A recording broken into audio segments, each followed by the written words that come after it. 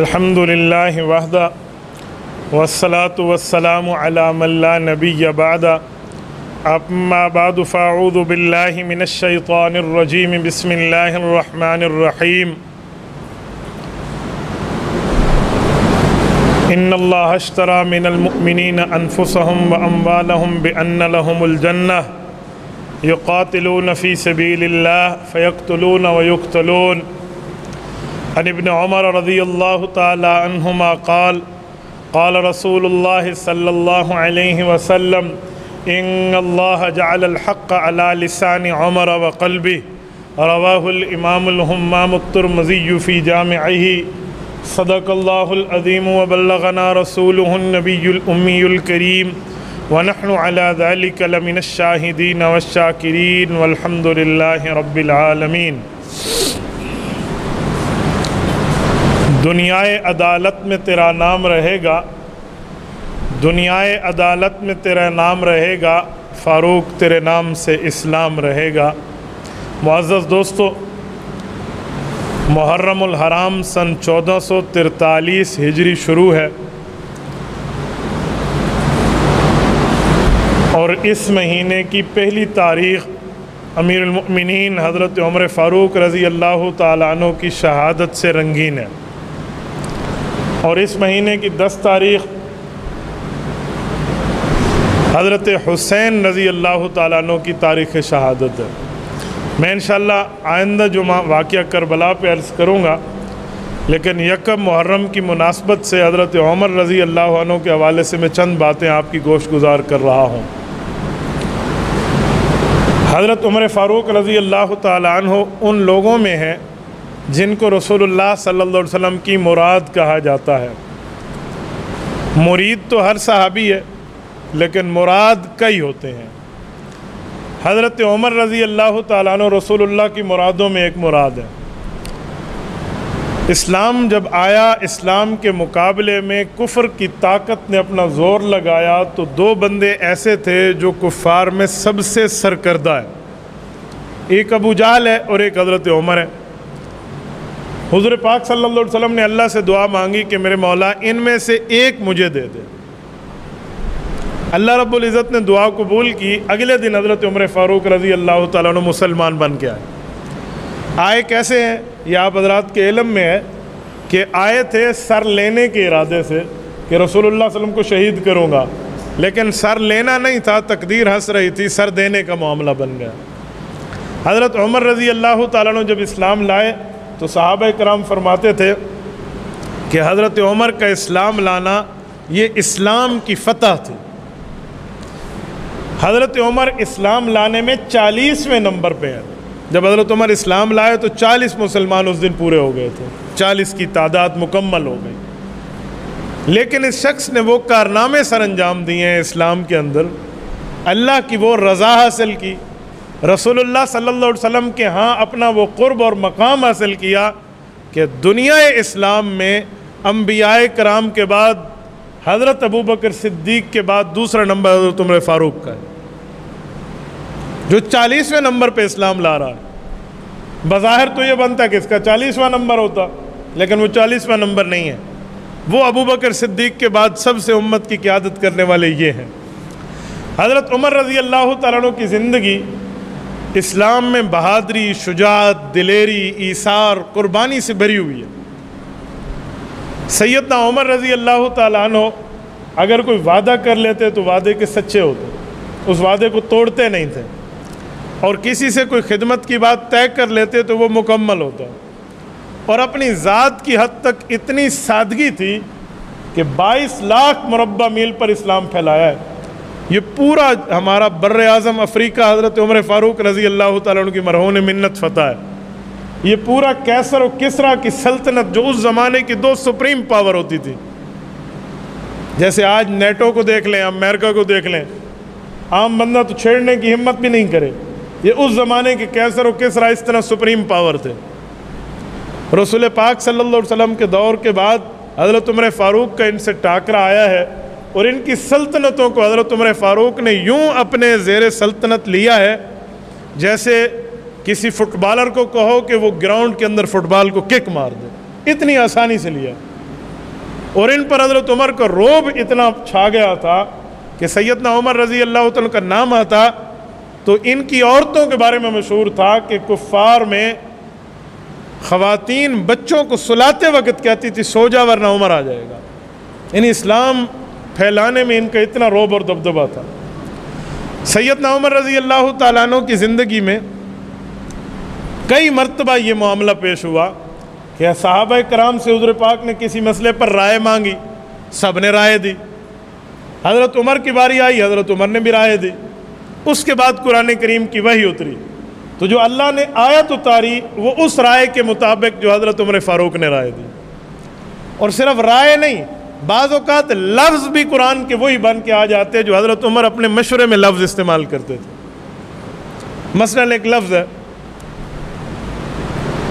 سبحانک ھذا بہتان عظیم,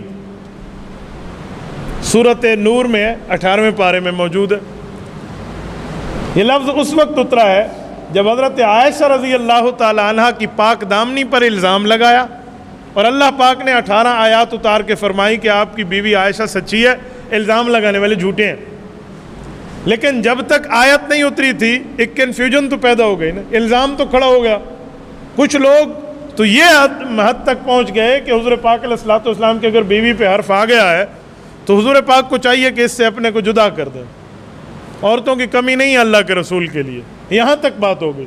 اس دوران جب مشورہ ہوا تو حضرت عمر نے جب مشورہ دیا تو لفظ یہ بولے کہ سبحانک ھذا بہتان عظیم, اے نبی پاک میری رائے یہ ہے کہ اللہ کی پاکیزگی ہے, اللہ چاہے اللہ بات فرما دے, لیکن یہ بہت بڑا جھوٹ اور الزام ہے. جو رب آپ کے جسم پہ پلیت مکھی نہیں بیٹھنے دیتا وہ آپ کے جسم پہ پلیت عورت, آپ کے بستر پہ پلیت عورت نہیں لانے دیتا. لیکن ابھی وہی نہیں اتری تھی, یہ سب کی رائے ہی تھی, مشورہ ہی تھا. حضور پاک صلی اللہ علیہ وسلم اس کے بعد حضرت ابوبکر صدیق کے گھر گئے اور اماں عائشہ رضی اللہ عنہ کے پاس بیٹھ کر فرمایا ان قلتی الممتی فتوبی الی اللہ, عائشہ اگر غلطی ہو گئی ہے تو معافی مانگ لے, میں اللہ سے معافی مانگ کے تجھے دوں گا.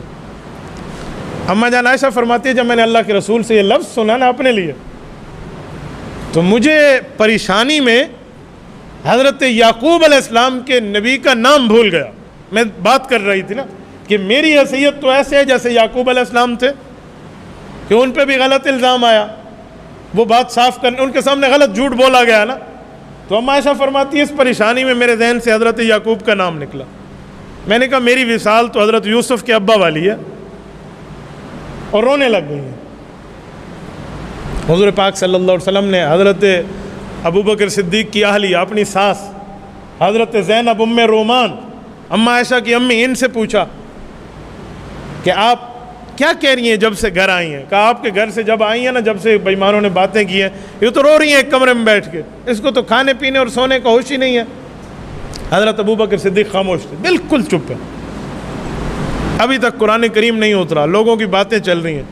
تو جو لفظ حضرت عمر رضی اللہ عنہ نے بولے تھے نا, کچھ ٹائم گزرا, حضور پاک پر وحی کی کیفیت طاری ہوئی تو حضرت ابوبکر نے اپنی بیوی کو کہا, اماں عائشہ کی والدہ کو, کہ اللہ کی طرف متوجہ ہو جا, یہ اب قرآن اتر رہا ہے نبی پر, یہ کوئی ایک فیصلہ کر دے گا.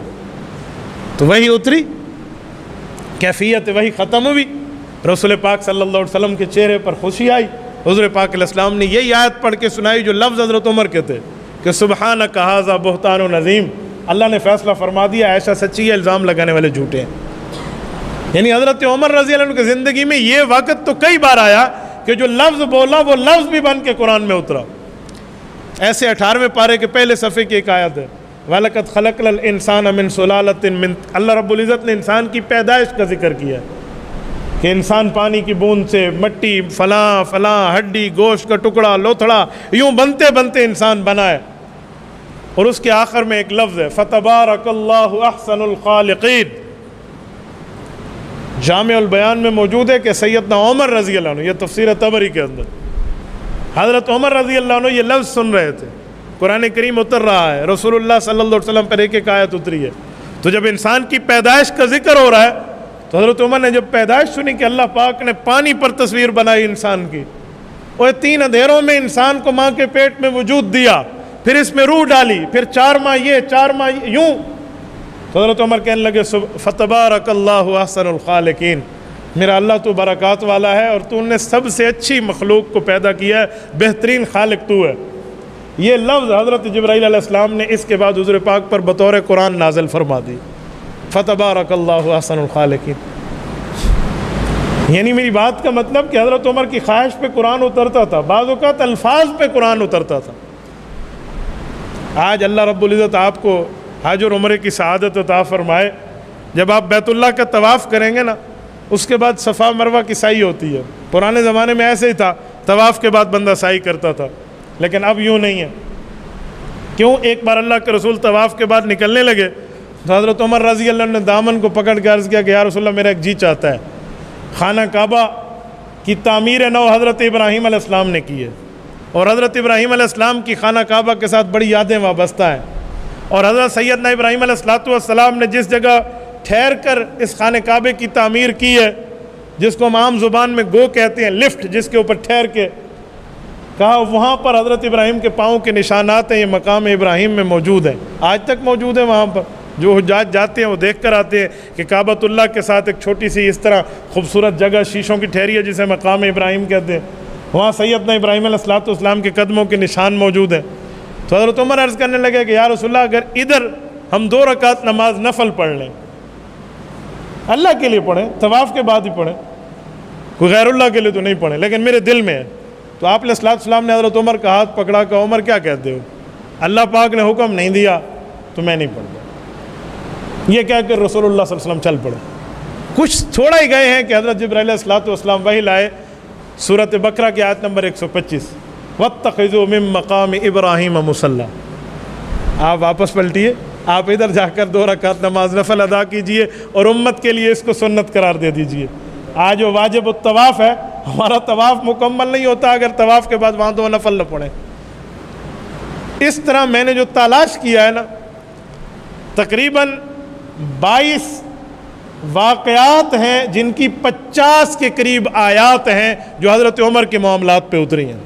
واقعات کی تعداد 20 سے 22 ہے، آیات تو 50 کے لگ بھگ ہیں۔ کیوں؟ حضرت عائشہ کے ایک واقعے پہ 18 آیتیں اتر رہی ہیں۔ تو آیات حضرت عمر فاروق کی خواہش پہ اترنے والی، آپ مجھے بتائیں جہاں اتنی زیادہ حضرت عمر رضی اللہ عنہ کی زبان اقدس کے مطابق آیات اتریں، اس شخص کا مقام عرش معلیٰ پر کیا ہوگا؟ ہم تو دنیا کے حساب کی بات کر رہے ہیں۔ یہ وہ ہے جو فرشتوں میں اپنی پہچان رکھتا ہے، یہ وہ ہے جو آسمانی مخلوق اس کی پہچان رکھتی ہے۔ انسان 4 چیزوں سے بنا ہے، ہوا، آگ، پانی اور مٹی۔ جتنی حکومتیں آئی ہیں نا، ایسی کون سی حکومت ہے جن نے ان 4 چیزوں پہ حکومت کی ہو؟ وہ حضرت عمر کی حکومت، جس کی حکومت ہوا پر بھی ہے، آگ پر بھی ہے، پانی پر بھی ہے، مٹی پر بھی ہے۔ ساریہ بن زنیم رضی اللہ عنہ ایک صحابی ہیں، انہیں کمانڈر بنا کے یمن کے دور علاقوں میں بھیجا جہاد کے لیے۔ حضرت ساریہ رضی اللہ تعالیٰ کا واقعہ البدایہ والنہایہ میں امام ابن کثیر نے لکھا ہے رحمۃ اللہ علیہ نے۔ حضرت عمر رضی اللہ عنہ مدینہ منورہ میں، اور وہ میدان جہاد میں سینکڑوں میل دور ہیں۔ دوران خطبہ جمعہ حضرت عمر فرمانے لگے، اے ساریہ ذرا پہاڑ سے ہٹ جاؤ۔ ساریہ موجود ہی نہیں ہے، مسجد نبوی میں ہی نہیں ہے، جمعہ میں شریک ہی نہیں ہے، شہر مدینہ میں بھی نہیں ہے، سینکڑوں میل دور ہے۔ یا ساریہ الجبل الجبل، یہ حضرت عمر فرماتے۔ صحابہ کرام حیران ہیں کہ جمعے میں گفتگو ہم سے ہو رہی ہے اور نام ساریہ کا لیا جا رہا ہے اور وہ خطاب اس سے ہے۔ تو جمعہ کے بعد صحابہ کرام نے گویا یوں پوچھا کہ امیر المؤمنین وحی کا سلسلہ تو منقطع ہے، یہ آپ کیسی بات کر رہے ہیں ساریہ سے؟ تو حضرت عمر رضی اللہ فرمان لگے، میرے سامنے اچانک معاملہ ہوا کہ میں نے دیکھا ایک پہاڑ ہے، پہاڑ کے پیچھے دشمن آ رہا ہے اور ساریہ اپنی فوج کے ساتھ ٹھہرا ہے، لیکن پیچھے جو دشمن حملہ کر رہا ہے نا اس سے غافل ہے۔ تو میں نے کہا ساریہ ادھر دیکھنا۔ جب میں نے کہہ لیا وہ منظر میرے سامنے ہٹ گیا، مجھے تو نظر ہی نہیں آ رہا تھا کہ اب کیا ہے، تو آپ سامنے میرے بیٹھے تھے۔ تو صحابہ کرام نے وہ تاریخ نوٹ کر کے رکھ دی۔ جب یہ فتح یاب ہو کہ قافلہ واپس آیا تو وقت، تاریخ، دن ایک ہی تھا۔ وہ کہتے ہیں واقعی میں پہاڑ کے ساتھ تھا، مجھے امیر المؤمنین کی یکایک آواز آئی اور میں اس طرف سے ہٹا اور ہم نے وہ جگہ فتح کر لی۔ یہ ہوائیں لے کر گئی ہیں نا پیغام، تو ہواؤں پہ حکومت سیدنا عمر فاروق کے عدل و انصاف پر مشتمل ہے۔ مصر میں مصر کے گورنر نے حضرت عمر رضی اللہ عنہ خط لکھا کہ ہمارے یہاں ایک بہت بڑا عجیب معاملہ ہوتا ہے، سال میں ایک لڑکی کو قربان کرنا پڑتا ہے۔ قربان کا مطلب کہ جین کو دینا پڑتا ہے، کہ جین لڑکیوں کو کیا کرتا ہے، کہ جین لڑکی کو کھا جاتا ہے، کہ وہ کیا ہے، کہ دریائے نیل سوکھ جاتا ہے اور ان کا عقیدہ ہے کہ ادھر جن سارا پانی پی گیا ہے، اور وہ جن چاہتے ہیں کہ ہر سال مجھے ایک لڑکی دو، خوبصورت میک اپ کرا کے یہاں اندر پھینکو، وہ دریا میں نہیں ڈوبے گی، میرے منہ میں آئے گی، میں کھا جاؤں گا تو پانی چھوڑ دوں گا۔ حضرت عمر رضی اللہ عنہ خط پڑھا تو ایک دو دن سوچا اور اگلے دن دو خط لکھے، ایک گورنر کے نام اور ایک دریا کے نام۔ آدم علیہ السلام سے لے کر قیامت تک کا شاید ایسا منظر نہ ہو کہ دریاؤں اور پانیوں کو خط لکھا جائے۔ گورنر کو لکھا کہ تیری ایک ہی ڈیوٹی ہے، تو نے خط اٹھا کے پانی میں اس جگہ ڈالنا ہے جہاں لڑکی کو ڈالتے ہیں۔ سیدنا عمر فاروق نے وہاں کلام لکھ کر یہ لکھا تھا کہ میں مسلمان ہوں اور میں نے رسول اللہ صلی اللہ علیہ وسلم کے ساتھ ایک عرصہ گزارا ہے، اور ہم نے اللہ کے رسول سے یہ بات سیکھی ہے کہ پانی دینا اور رزق دینے لینے کا معاملہ رب کا ہے۔ یہ کب سے معاملہ غیر اللہ کے ہاتھ میں آ گیا ہے؟ ہمارا رزق کا معاملہ، یہ زمینیں جو سیراب ہوتی اس پانی سے اللہ کا معاملہ ہے۔ اے دریائے نیل کا پانی، اگر تو اللہ کا پابند ہے حکم کا تو چل، ورنہ ہمیں تیرے پانی کی کوئی ضرورت نہیں ہوگی۔ ایک توحیدانہ مستانہ ایک ترانہ ہے۔ جب گورنر کے پاس یہ خط گیا اور وہ ڈالنے گئے تو ایک لشکر ان کے ساتھ گیا مصر کے علاقوں کا۔ اس وقت قاہرہ دارالخلافہ نہیں تھا، اسکندریہ ہوتا تھا۔ یہ دریائے نیل پر لوگ گئے کہ ہم دیکھیں گے، ہزاروں سالوں سے یہ ترتیبیں آ رہی ہیں، ایک لڑکی کو ہمارے آباء و اجداد ڈالتے تھے اور پانی آتا تھا، یہ کوئی نیا کام مسلمان کر رہے ہیں، نیا علاقہ ان نے فتح کیا، چلو یہ بھی دیکھ لیتے ہیں۔ تو جب لوگ وہاں گئے تو ان نے پانی کے اندر خط پھینکا، اور جب خط پھینکا تو پانی 16 ہاتھ فوارہ اوپر بلند ہوا، اور وہ دریائے نیل چلا ہے اور قیامت تک چلتا رہے گا۔ یہ پانیوں پہ اس شخص کی حکومت ہے۔ اگر میں آگ پر بات کروں، مدینہ منورہ میں ایک جگہ پہاڑ سے آگ نکلی اور وہ بستیوں کو، علاقوں کو جلائے جا رہی تھی، ہو سکتا ہے لاوا ہو سکتا ہے آگ ہو، کچھ بھی ہو۔ ایک صحابی دوڑتے ہوئے آئے کہ امیر المومنین فلاں جگہ ایسے ایمرجنسی کی صورتحال پیدا ہو گئی، آپ کچھ کریے۔ تو حضرت عمر رضی اللہ عنہ کندھے پر جو چادر تھی نا، اس چادر کو یوں اتارا اور چادر کو یوں کیا کہ تمیم یہ لینا۔ تمیم داری رضی اللہ عنہ صحابی ہیں، اہل کتاب تھے، مسلمان ہوئے تھے حضور پاک کے ہاتھ پر، ان کے ہاتھ میں نہیں کہا یہ لو کہ ذرا اس آگ سے نمٹ لو۔ حضرت تمیم داری کو دیا تو وہ بھی سمجھتے تھے نا، تو ان نے اس چادر کو چابک سمجھا، جیسے چابک سے جانور کو ہنگاتے ہیں نا، تو ان نے کہا چل آگ اندر جا، سب جا، یوں کر کے آگ سے گفتگو شروع کی اور اس آگ کو پیچھے دوڑایا، وہ جس سوراخ سے نکلی تھی وہاں بند کر کے آگے پتھر رکھ دیا۔ یہ سیدنا عمر فاروق رضی اللہ عنہ کی بات تو یوں آگ مان رہی تھی۔ مدینہ منورہ میں موجود تھے، مدینہ پاک میں زلزلہ آیا، حضرت عمر رضی اللہ آسمان کی طرف دیکھ کر زمین کو کوڑا مارا اور کہا یہ تیرے نبی پاک، ہمارے نبی پاک یہاں دفن ہے، یہ میرے نبی پاک کا شہر ہے، اور زمین زلزلہ تو ہل رہی ہے، کیا میں نے کوئی ناانصافی کی ہے؟ جہاں جہاں تک میری حکمرانی، دریائے فرات کے کنارے کتے کو میں پیاسا نہیں مرنے دیتا، میں نے کون سی ناانصافی کی ہے کہ تو ہلنے لگی ہے؟ میرے دوستوں، مدینہ منورہ میں زلزلہ رکا اور قیامت تک رکا رہے گا۔ وہ جو 3 زلزلے دجال سے پہلے آنے ہیں نا، جب دجال آئے گا تو مدینہ میں داخل نہیں ہو سکے گا۔ حدیث پاک میں 3 بار مدینہ میں زلزلہ آئے گا، تو جو منافق قسم کے لوگ ہوں گے نا، جن کے دل میں کھوٹ ہوگا، وہ بھاگ جائیں گے مدینہ سے کہ مر گئے، اور وہ دجالی بن جائیں گے، اور مسلمان اور مؤمن مدینہ میں مقیم رہیں گے۔ بس وہی زلزلے آنے جو اس وقت آزمائش کے لیے آئیں گے، امتحان کے لیے آئیں گے، باقی مدینہ کی زمین پہ زلزلہ نہیں ہے۔ یہ مٹی پر حکومت سیدنا عمر فاروق کی ہے، ایسا حکمران ہم کہاں سے لائیں گے؟ تبھی میں نے شروع میں کہا نا کہ دنیا عدالت میں تیرا نام رہے گا، فاروق تیرے نام سے اسلام رہے گا۔ سیدنا عمر رضی اللہ تعالیٰ عنہ کی 10 سال کچھ دن اوپر نیچے یہ حکومت ہے۔ اس میں سیدنا عمر فاروق رضی اللہ عنہ نے ایران کو فتح کیا۔ حضرت عمر فاروق رضی اللہ عنہ کیسر و کسریٰ کی سلطنت کو پایا، تخت سے ایسے اڑایا جیسے اڑانے کا حق تھا، اور کئی معاملات میں یہ بات طے کی ہے۔ جب ایران فتح کرنے کے لیے حضرت عمر رضی اللہ عنہ کی طرف سے صحابی حضرت سعد بن ابی وقاص گئے تھے رضی اللہ عنہ، تو انہوں نے ایک کمانڈر شاہ ایران کے پاس بھیجا تھا، تو اس نے مٹی سے بھرا ہوا ٹوکرا حضرت سعد کے دیے ہوئے نمائندے کے سر پہ رکھ کے بھیج دیا کہ میں نے تمہارے منہ میں نعوذ باللہ خاک ڈالی ہے۔ تو حضرت عمر تک جب یہ بات ہے تو انہوں نے فرمایا ڈرنے کی بات نہیں ہے، اس نے ٹوکرے میں رکھ کے اپنی زمین ہمارے قبضے میں دی ہے۔ اور جب صحابہ کرام گئے تھے نا اور دریائے دجلہ کو کراس کر رہے تھے، تو ایک صحابی کا پیالہ جس سے وہ پانی پیتے تھے دریائے دجلہ کی موجوں میں گر گیا، تو اس نے دریائے دجلہ کو مخاطب کر کے کہا کہ مجھے میرا پانی کا یہ پیالہ واپس کر، میں رسول اللہ کا غلام ہوں، تو پیالہ اس نے واپس کر دیا تھا۔ یہ جو علامہ اقبال رحمۃ اللہ علیہ نے اپنے شعر میں کہا ہے نا کہ دشت تو دشت صحرا بھی نہ چھوڑے ہم نے، باہر ظلمات میں دوڑا دیے گھوڑے ہم نے، یہ گھوڑے اسی دور میں دوڑے تھے، یہ گھوڑے نہیں اونٹ دوڑے ہیں۔ آپ مجھے بتائیں اونٹ پانی پہ کہاں چلتا ہے؟ صحابہ کرام کی روایات موجود ہیں حیات الصحابہ میں، کہا کہ حضرت علامہ بن حضرمن فرماتے ہیں کہ ہمارے اونٹ کے تلووں کو پانی نے نہیں چھوا تھا، ہم ایسے گئے تھے۔ اور جب صحابہ کرام یہاں سے گزر کے گئے نا تو ایرانی رو کر کہنے لگے دیوان آمدند، یہ انسان نہیں، یہ تو دیو آ گئے ہیں، یہ تو پہاڑ کو اور پانی کو بھی کچھ نہیں سمجھتے۔ سیدنا عمر کی طاقت کو ایک لفظ میں اگر بیان کرنا ہو تو یوں کریں کہ بیت المقدس کو آج ہم 1.5 ارب مسلمان آزاد نہیں کر سکتے، حضرت عمر نے اکیلے اس کو فتح کیا تھا۔ یہ فاروقی طاقت ہے، جہاں 1.5 ارب مسلمان کردار ادا نہ کر سکے وہاں اکیلا عمر گیا اور اسلم غلام کو لے کر گیا، اور باری باری سواری کرتے اور نیچے چلتے ہوئے گئے، اپنی باری پر نیچے مہار کی رسی کو پکڑا ہے، اونٹ کی رسی کو، اور اتفاق سے جب بیت المقدس پہنچے تو باری حضرت عمر کی تھی مہار پکڑنے کی۔ غلام نے کہا حضرت ادھر مجھے پکڑنے، دیکھا جی نہیں، انصاف انصاف ہوتا ہے۔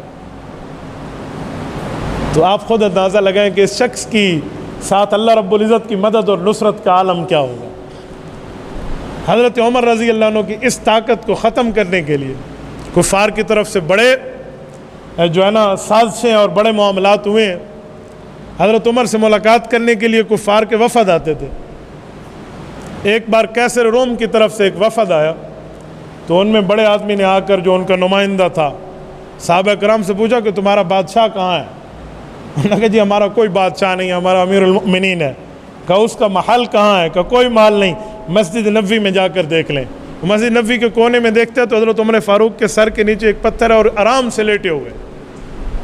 آپ بتائیں 22 لاکھ مربع میل کا حکمران ہو اور یوں آرام سے سویا ہوا، کبھی اپنے آپ کو حکمران نہیں سمجھا۔ رات کو قافلوں کے جا کر رکھوالی کیا کرتے تھے کہ شہر میں کوئی قافلہ داخل ہوتا تو حضرت عمر رضی اللہ عنہ پہلے اس کی نگرانی کے لیے جاتے۔ غلام اسلم نام ہے، زید ابن اسلم رضی اللہ عنہ تابعی ہیں، ان کے والد ہیں۔ یہ فرماتے میں ساتھ تھا، ایک جگہ حضرت عمر رضی اللہ عنہ گئے تو ایک خاتون کے بچے رو رہے تھے، اور اس خاتون کے پاس حضرت عمر گئے تو وہ خاتون کچھ دیگچی میں پکا رہی ہے۔ کچھ ٹائم گزرنے کے بعد اس عورت سے پوچھا کہ کیا پکا رہی ہو؟ انہوں نے کہا جی کچھ نہیں پکا رہی۔ کہا پھر آگ کیوں جلائی ہوئی ہے؟ تو انہوں نے کہا جی آگ جلا کر پانی گرم کر رہی ہوں بچے تاکہ رو رو کے سو جائیں۔ کہا ہم مسافر ہیں، ہم نے صبح اس شہر میں داخل ہونا ہے۔ اور وہاں اس نے ایک لفظ بولا کہ پتہ نہیں یہاں کے حکمرانوں کو ہمارے بارے میں کوئی علم نہیں ہوگا، اور حضرت عمر کا نام لیا۔ تو حضرت عمر رضی اللہ تعالیٰ عنہ نے اس عورت سے کہا کہ اللہ کی بندی، تیری اس حال کا علم امیر المؤمنین کو کیسے ہوگا؟ کوئی اطلاع بھجوائی کہ قافلہ آ رہا؟ واپس گئے، بیت المال سے بوری اٹھائی اور اپنے کندھے پہ رکھی۔ غلام کہنے لگے جی میرے کندھے پہ؟ کہ نہیں، قیامت میں میرا بوجھ تو نہیں اٹھائے گا۔ آئے ہیں یہاں، انہیں کھانا کھلایا ہے، پکایا ہے آگ کو۔ کہ جب آگ میں پھونک مارتے تھے نا تاکہ آگ زیادہ ہو تو اس کا دھواں حضرت عمر کی داڑھی سے نکلتا تھا۔ انہیں کھانا کھلایا بچوں کو اور کہا ادھر بیٹھ جاؤ کچھ ٹائم۔ اپنے غلام کے ساتھ کونے میں بیٹھ گئے۔ کہ امیر المومن کھانا تو دے دیا، صبح آ جائیں گے دربار میں، ان کے مسئلے کو حل کر لیا جائے گا، اٹھیں چلیں۔ کہ نہیں، کچھ ٹائم بیٹھنے دیں۔ جب کچھ ٹائم گزرا اور یہ اٹھ کے چلے تو غلام نے پوچھا آپ کچھ ٹائم بیٹھے کیوں؟ یار دل کی تسلی کے لیے۔ کہ کیا دل کی تسلی؟ کہ ان بچوں کو روتے دیکھا تھا، ہنستا بھی تو دیکھ لو نا، ان کو روتے دیکھا، ان کے چہرے پر مسکراہٹ تو دیکھ لو۔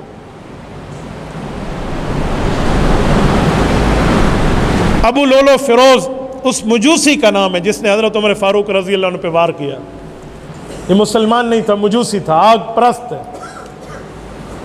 اب مجوسی مدینہ میں کیسے داخل ہوا؟ یہاں تو مسلمان کے علاوہ کوئی نہیں آ سکتا. حضرت مغیرہ بن شعبہ رضی اللہ عنہ کوفہ کے گورنر تھے. حضرت عمر فاروق رضی اللہ عنہ کی حکومت کو ضرورت پڑی ایک کمہار کی، بڑھائی کی، جو لکڑی کا کام کرے اور اس طرح باقی لوہار وغیرہ کا کام کرے، کہ جو ماہر ترین بندہ اس سے کوئی خاص کام لینے ہیں. تو حضرت مغیرہ بن شعبہ نے کہا کہ امیر المومنین ہے غیر مسلم، اگر کہیں تو میں اس کو کچھ دن کے لیے لے آتا ہوں. تو اسے کچھ دن کے لیے خاص ایک کونے تک آنے کی اجازت دی گئی تھی، ایک جگہ تک. تو یہ آیا تھا، یہ اپنے کام کے سلسلے میں، حالانکہ کام نہیں تھا، کچھ اور معاملات تھے جو طے تھے حضرت عمر فاروق کے قتل کے ساتھ ان کے معاملات میں. سیدنا عمر رضی اللہ تعالیٰ عنہ سے اس کی ملاقات ہوئی تھی. تو کہا تو کیا کیا کر لیتا ہے؟ اس نے کہا جی میں یہ کر لیتا ہوں، یہ کر لیتا ہوں، یہ. اسی میں اس نے کہا تھا میں خنجر بھی بنا لیتا ہوں، اور یہ ایسا مشہور خنجر ہے کہ لوگ واہ واہ کرتے ہیں اس پر. حضرت عمر نے فرمایا پھر ہمیں بھی ایک خنجر بنا کے دو. انہوں نے کہا جی بنا کے دوں گا، ایسا خنجر کہ دنیا یاد رکھے گی. سیدنا عمر جہاد میں رہے ہیں، زندگی کا ایک بہت بڑا تجربہ رکھا ہے.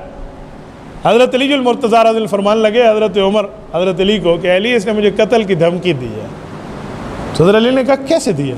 کہ جی اس نے کہا نا ایسا خنجر بنا کے دوں گا دنیا یاد رکھے گی، اور مجھے لگتا ہے اس نے دھمکی دی ہے. تو ساتھ والوں نے کہا حضرت اس کا کام پورا کر دیں.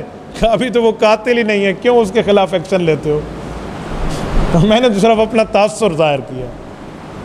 یار جس کی باتوں پر قرآن کریم اتر کے آ جائے اس کا تجربہ ایسا تو نہیں تھا نا. اور وہی ہوا، یہ ظالم صبح کی نماز میں کسی طرف گھس کے آیا ہے اور انہیں ظاہر بجھا ہوا خنجر رکھا ہوا. سیدنا عمر نے صفوں کو درست فرمایا، اور یہ 26 سے 27 ذوالحجہ کی بات ہے. صفوں کو درست فرمایا اور پہلی نماز پہلی رکعت شروع فرمائی ہے. سیدنا عمر رضی اللہ تعالیٰ عنہ کو شخص نے خنجر مارا ہے دوران نماز. اور حضرت عمر فاروق رضی اللہ عنہ نے ایک مسئلے پر عمل کیا کہ نماز کے دوران اگر امام کے ساتھ کوئی معاملہ پیش آئے تو پیچھے والے مقتدی کا ہاتھ پکڑ کے اسے آگے کر سکتا ہے کہ وہ نماز مکمل کرا دے امام بن کے. تو حضرت عمر فاروق کا ہاتھ حضرت عبد الرحمن بن عوف رضی اللہ عنہ کے ہاتھ میں گیا، انہیں آگے کر دیا. حضرت عمر گر گئے. اب دو کہ ایک وہ بےمان پیچھے صف سے نکلا، ایک عبد الرحمن نکلے، دو نکلے ہیں نا. اب صفیں کھل گئیں. جب حضرت عمر کو شہید کرنے کے بعد وہ نکلنے لگا تو صحابہ کرام، پچھلا جو صحابی تھا وہ اگلی صف میں آ گئے، صف پوری کر دی، انہیں نکلنے نہ دیا. اس نے پھر ایک کو مارا ہے، پھر دوسرے کو مارا ہے. یہاں 7 افراد پے در پے زخمی ہوئے ہیں، لیکن کسی نے اسے صف سے نکلنے نہیں دیا. اس نے آخر خود کو خنجر مار کے وہی مار دیا، یہ وہی مر گیا. نماز مکمل ہوئی. حضرت عمر فاروق نے سب سے پہلے فرمایا کہ پہلے اس بندے کو دیکھو جس نے مجھے خنجر مارا تھا، مسلمان ہے غیر مسلم ہے. تو اسے چراغ جلا کر اس کے چہرے کو دیکھا گیا کہ وہ مجوسی غلام ہے جس کو یہاں آنے کچھ دن کی اجازت دی تھی ایک سرکاری کام کے سلسلے میں. کہا اے اللہ میں کامیاب ہو گیا کہ میرا خون کسی مسلمان کے ہاتھ پہ نہیں. سیدنا عمر فاروق 3 دن زخمی رہے ہیں. ان 3 دنوں میں جو کوئی دوائی پلائی جاتی وہ پیٹ سے نکل آتی، لیکن نماز نہیں گئی ان 3 دنوں میں. اگرچہ خون جاری تھا، جس کا مسلسل خون جاری ہو اس کے نماز اور وضو کا حکم جدا ہے. وہ یہ ہے کہ وہ ایک بار تیمم یا وضو کرے گا، جو بھی کر سکتا ہے. پھر جب تک وقت رہے گا اس نماز کا وہ نماز پڑھ سکتا ہے چاہے خون جاری رہے. اگلے وقت پہ اگلا وضو، اگلے وقت پہ اگلا وضو، یعنی جیسے نماز کا وقت ختم ہوگا گویا اس کا وضو ختم ہوا. یوں ہی رہا ہے معاملہ. اس دوران ایک مرتبہ حضرت عمر رضی اللہ عنہ نے اپنے بیٹے عبداللہ بن عمر کو کہا کہ اماں عائشہ رضی اللہ عنہ کے پاس جاؤ اور انہیں کہو عمر کی خواہش ہے کہ مجھے حضور پاک صلی اللہ علیہ وسلم کے قریب قبر ملے. اماں عائشہ نے حضرت عبداللہ بن عمر کو فرمایا کہ یہاں ایک میرے خاوند اور ایک میرے والد دفن ہے، کمرہ بھی میرا ہے، تو میں نے یہ جگہ اپنے لیے رکھی ہے. لیکن عمر کے معاملات اور اس کی اسلام کی فوقیت کو دیکھ کے اسے اپنے پہ ترجیح دیتی ہوں، اس کی قبر یہاں بنے. جب واپس آ کر بیٹے نے بتایا تو حضرت عمر کی دیانتداری دیکھیں کہ بیٹا ابھی ڈیسیجن نہ لینا، جب دنیا سے چلا جاؤں ایک بار پھر کنفرمیشن کرنا کہ واقعی اب بھی آپ کی رائے یہی ہے کہ میری قبر یہاں بنے. ہو سکتا ہے میری مروت میں انہوں نے اجازت دے دی ہو. ہو سکتے ہیں۔ سیدنا عمر رضی اللہ تعالیٰ عنہ چوتھے دن شہید ہوئے ہیں، جو یکم محرم الحرام سن 24 ہجری بنتا ہے۔ آج کل ایک پروپاگنڈا چلتا ہے، پرچی دکھائیں، ابھی پرچی آئی تھی، یہ مجھے بھی ایک سوال آیا بھئی یہ 3 4 5 تاریخوں میں لکھا ہوا ہے، ان تاریخوں میں ان کتابوں میں ہے کہ حضرت عمر 27 ذو الحجہ کو شہید ہوئے ہیں۔ یہ آدھا سچ ہے، پورا سچ نہیں ہے۔ یہ تاریخیں کھول لی جائیں، کتابیں کھول لی جائیں تو بات فائنل ہو جائے گی۔ یہ لوگ صرف حوالہ دیتے ہیں، آپ کو پورا صفحہ نہیں پڑھائیں گے کہ بات فائنل ہو جائے۔ وہاں لکھا ہوا ہے کہ ایک قول ہے 27 ذو الحجہ کو شہید ہوئے ہیں، لیکن صحیح بات یہ ہے کہ یکم محرم الحرام کو ہوئے ہیں۔ ساتھ اس لائن میں یہ لفظ امام ابن کثیر نے لکھا ہے، وَالْأَوَّلُ مَا صَحَّ، کہ جو پہلی بات ہے کہ یکم کو شہید ہوئے ہیں، پہلی والے معاملہ صحیح قول یہ ہے۔ تو جو مصنف ایک قول لکھ کے کہتے ہیں کہ یہ غلط مشہور ہے، آگے لکھتے ہیں صحیح ہے، تو اس کے غلط والے کو لوگ کہتے ہیں کہ حضرت عمر 27 کو شہید ہوئے ہیں، صحیح والے قول کو نہیں لیتے۔ یہ کتنی کذب بیانی کی بات ہے بھائی۔ جو 27 اور 26 کی بات ہے، اس دن زخم لگا تھا، شہادت نہیں ہے۔ اس دن زخم لگا ہے، شہادت یکم محرم کو۔ اور کچھ نے عجیب سلسلہ شروع کیا، کہتے ہیں جی یکم محرم کو سنی اسی لیے حضرت عمر کی شہادت کہتے ہیں تاکہ حضرت حسین رضی اللہ عنہ کی جو شہادت 10 محرم الحرام کو ہے اس کی حیثیت کم کر لی جائے۔ انا للہ و انا الیہ راجعون۔ اسلام میں اگر ایک ماہ میں 2 شہید آ جائیں تو اسلام کی عظمت بڑھے گی یا کم ہوگی؟ بھئی یہ تو قربانیوں والے لوگ ہیں، یہاں تو کئی شہادتیں ہیں اس عرصے میں، یہ تو عظمتیں بڑھ رہی ہیں، کم تو نہیں ہو رہی۔ کیا کسی ایک کی شہادت سے دوسرے کی شہادت کم ہو جاتی ہے؟ سیدنا علی المرتضیٰ رضی اللہ تعالیٰ عنہ کی شہادت 21 رمضان المبارک سن 40 ہجری کو ہے، تو کیا ہم یہ نعوذ باللہ کہہ دیں کہ حضرت علی المرتضیٰ کی شہادت اسی لیے رمضان میں ہے تاکہ رمضان کی عزت کم ہو جائے اور روزے کی عظمت کم ہو جائے؟ بے شرمی کی بات ہوگی۔ کیا سنجیدہ پن ہے بھائی؟ حضرت علی المرتضیٰ کی فضیلت ہے کہ رمضان المبارک میں رب العزت کے ہاں وہ گئے ہیں، تو سیدنا عمر فاروق اور سیدنا امام حسین رضی اللہ عنہ کی فضیلت ہے۔ ایک یکم محرم الحرام کا شہید ہے، ایک 10 محرم الحرام کا شہید ہے۔ ہمارے ہاں شہادت مصیبت نہیں ہے، ہمارے ہاں شہادت لعنت نہیں ہے، ہمارے ہاں شہادت نعمت ہے، یہ اللہ کے رسول نے مانگی ہے۔ ہاں غم جدائی کا ہے، لیکن جو رتبہ ملا ہے اس کا کوئی غم نہیں ہے۔ بھائی یہ بات یاد رکھیں کہ موت ایک معاملے میں تو بہت اچھی ہے کہ موت آئے گی تو اس رب کا دیدار کریں گے جس رب کو بن دیکھے پوری زندگی معبود مانا ہے، جس کو بن دیکھے ہم نے سجدہ ریزی کی ہے۔ موت آئے گی تو اس نبی کے قدموں کی زیارت ہوگی جس نبی پاک کا ہم نے بن دیکھے کلمہ پڑھا ہے۔ تو اس حوالے سے تو موت ہمارے لیے تحفہ ہے، بشرط بندہ مومن ہو۔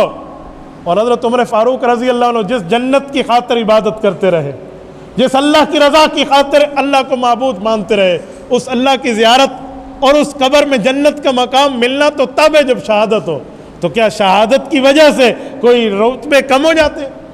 سیدنا حسین ابن علی رضی اللہ عنہ بھی شہید ہیں، صرف ایک نہیں ہے، 72 شہید ہیں کربلا کے دن میں، یہ جو 72 تن ہیں۔ تو کیا 71 کی شہادت کو ساتھ ماننا حضرت حسین کی شہادت کے رتبے کو کم کرنے کے مترادف ہے؟ یار انصاف کا خون نہیں کرنا چاہیے۔ اگر انصاف اس دھرتی پہ قائم ہے تو سچ بات بندہ کرے۔ وہاں 72 شہادتیں مان لیں، حضرت حسین کی رتبہ شہادت کم نہیں ہوتا، یہاں ایک اور سچی مان لیں رتبہ کم ہو جاتے۔ وادن اندھا ونڈے ریوڑیاں تے ول ول دے وے آپ کو، اندھے آکھے میں خیرات کرنی ہے، ایک جیبے جو ریوڑیاں کاٹ کے بے جیبے۔ یہ کون سا نظریہ ہے بھائی؟ یہ کون سی ترتیب ہے؟ اچھا ایک شخص مجھے کہنے لگا کہ آپ حضرت عمر فاروق کی یکم محرم کی شہادت مانتے ہیں، تو اس دن تم حضرت عمر فاروق کے لیے کوئی اس طرح کے معاملات اور یوں مجالس تو آپ لوگ قائم نہیں کرتے کہ جس سے سمجھ آئے کہ معاملہ واقعی آپ کو غم اور تکلیف ہے؟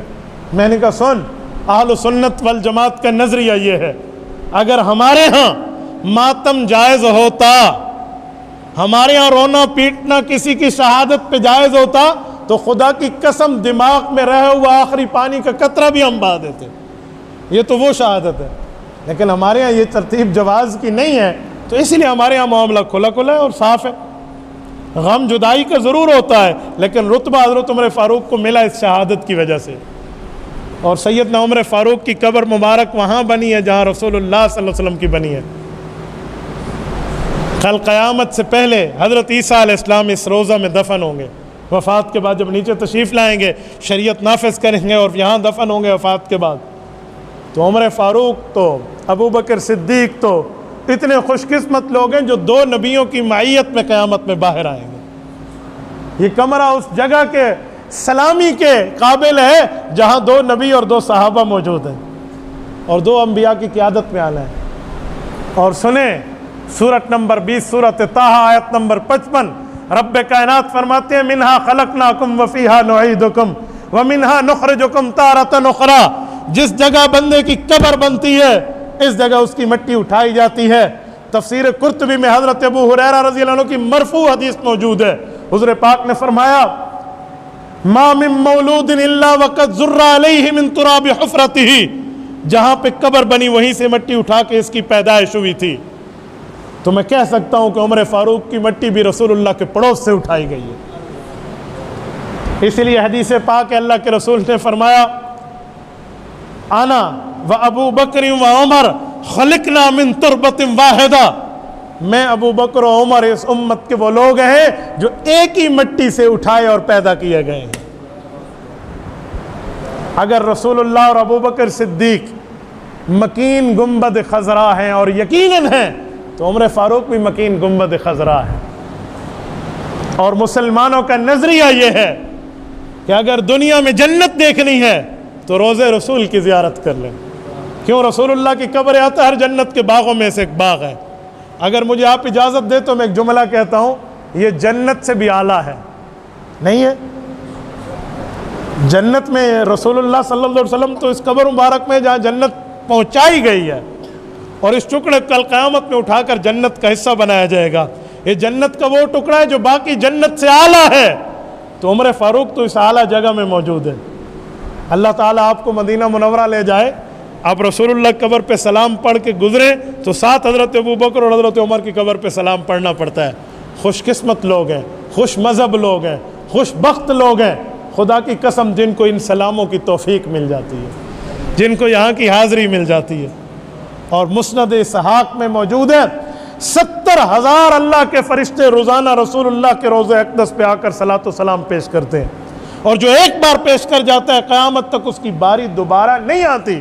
کیوں؟ وما یعلم جنود ربک الا ہو، 29واں پارہ سورۃ مدثر، اللہ فرماتے ہیں رب کے فرشتے کتنے ہیں وہ اللہ جانتا ہے، دنیا میں کوئی نہیں جانتا ان کی تعداد کتنی ہے۔ تو جو ایک بار سلام پیش کر جاتے ہیں اس کی قیامت تک دوبارہ باری نہیں آتی۔ یہ عمر فاروق اس جگہ مدفون ہے جہاں 70,000 نورانی روزانہ سلام پیش کر رہے ہیں۔ اور میرے دوستو، میں ایک جملہ مزید سمجھانے کے لیے کہتا ہوں کہ یہ وہ روضہ ہے جو جنت کا ٹکڑا ہے، اور اس جنت کے ٹکڑے میں عمر فاروق نے تا قیامت رہنا ہے۔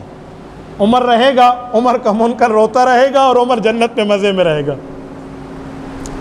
ہمارے حضرت استاد عظیم مجاہد رحمۃ اللہ علیہ فرماتے تھے نا کہ اسی روضہ رسول میں رہتا عمر جرار ہے، جس کو مانگا نبی نے خدا سے دعا مانگ کر، آیا عمر، عمر اسلام کی بہار ہے۔ عمر کا منکر رو رو کر مرے گا کیونکہ یہ ٹولہ ہے دجال کا، دونوں جہاں میں خوار ہے۔ میرے دوستو، یہ عمر فاروق یہ مکین گنبد خضرا ہے۔ میری دعا ہے اللہ پاک ان کی قبور پہ کروڑوں اربوں رحمت نازل فرمائے۔ اللہ تعالی ہمارے حکمرانوں کو غیرت فاروقی عطا فرمائے۔ اللہ ہمارے ملکوں میں بھی حضرت عمر فاروق کے عدل اور انصاف کو زندہ فرمائے۔ اقول قولی ھذا واستغفر اللہ وآخر دعوانا ان الحمد للہ رب العالمین۔